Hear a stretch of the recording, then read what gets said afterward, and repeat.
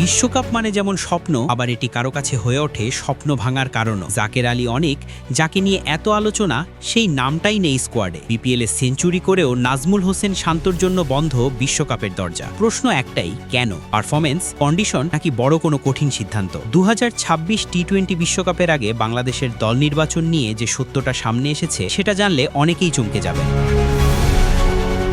2026 সালের টি-20 বিশ্বকাপ সামনে রেখে বেশ কিছুদিন ধরেই বাংলাদেশ ক্রিকেটে চলছিল আলোচনা, গুঞ্জন আর জল্পনা। সবচেয়ে বড় প্রশ্ন ছিল, সাম্প্রতিক সময়ের ব্যর্থতা সত্ত্বেও জাকের আলী অনেক কি শেষ পর্যন্ত বিশ্বকাপ স্কোয়াডে জায়গা পাবেন? আবার টেস্ট অধিনায়ক হিসেবে ফিরে আসা এবং বিপিএলের প্রথম দিনেই সেঞ্চুরি করা নাজমুল হোসেন শান্ত কি টি-20 দলে কামব্যাক করবেন? এই প্রশ্নগুলোর উত্তর খুঁজতেই দিন গুনছিল ক্রিকেট প্রেমীরা। তবে সর্বশেষ তথ্য অনুযায়ী সেই সব প্রশ্নের উত্তর খুব একটা সুখকর নয় আলোচিত এই দুই নামের জন্য। জাগো নিউজের অনুসন্ধানী প্রতিবেদনে জানা গেছে, জাকের আলী অনেক এবং নাজমুল হোসেন শান্ত দুজনের কেউই 2026 টি-20 বিশ্বকাপ স্কোয়াডে জায়গা পাচ্ছেন না। জাকের আলী অনেকের ক্ষেত্রে সিদ্ধান্তটা অনেকটাই প্রত্যাশিত ছিল। টি-20 ফরম্যাটে ধারাবাহিক ব্যর্থতা, একই ধরনের শট খেলে বারবার আউট হওয়া এবং ম্যাচের চাহিদা অনুযায়ী ইনিংস খেলতে না পারার কারণে নির্বাচকদের আস্থা হারিয়েছেন তিনি। ফলে তাকে বাইরে রেখেই 15 সদস্যের দল চূড়ান্ত করা হয়েছে। অন্যদিকে নাজমুল হোসেন শান্তর নামটা ছিল কিছুটা চমকপ্রদ। টেস্ট ক্যাপ্টেন্সি ফিরে পাওয়া,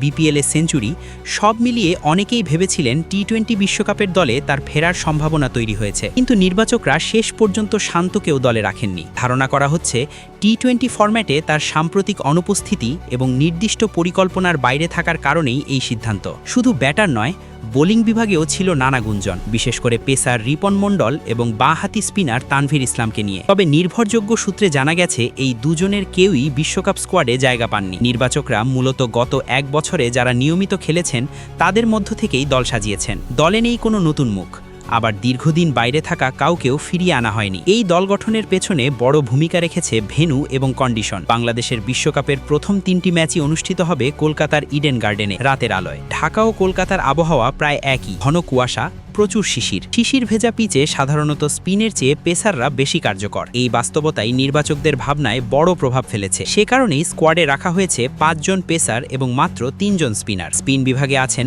অফ স্পিনার শেখ মেহেদি, বাঁহাতি নাসুম আহমেদ এবং লেগ স্পিনার রিশাদ হোসেন। তানভীর ইসলাম বা রকিবুলের মতো নাম আলোচনায় থাকলেও বাড়তি পেসার নেয়ার সিদ্ধান্তে তারা বাদ পড়েছেন। ব্যাটিং বিভাগে রাখা হয়েছে 7 জন প্রতিষ্ঠিত ব্যাটসম্যান। ওপেনিংয়ে তানজিদ হাসান তামিম এবং সাইফ হাসানি মূল পরিকল্পনা। 3 নম্বরে লিটন দাস, 4 নম্বরে পারভেজ ইমন। জাতীয় দলেও তাকে এই পজিশনেই খেলানোর কথা ভাবা হচ্ছে। এরপর থাকবেন তাওহিদ হৃদয় এবং শামীম পাটোয়ারি। ব্যাকআপ কিপার ও বাড়তি ব্যাটার হিসেবে থাকবেন নুরুল হাসান সোহান। পেস আক্রমণে থাকছেন তাসকিন আহমেদ, মুস্তাফিজুর রহমান, শরীফুল ইসলাম, সাইফুদ্দিন এবং তানজিম সাকিব। শেষের 2 জনের ব্যাটিং সামর্থ্য দল গঠনে বাড়তি সুবিধা এনে দিয়েছে। সবকিছু ঠিক থাকলে আজ রাত বা আগামী 3 জানুয়ারির মধ্যেই আনুষ্ঠানিকভাবে ঘোষণা হতে পারে বাংলাদেশের 2026 টি-20 বিশ্বকাপ স্কোয়াড। শেষ মুহূর্তে বড় কোনো নাটক না হলে এই দল নিয়েই লড়বে টাইগাররা।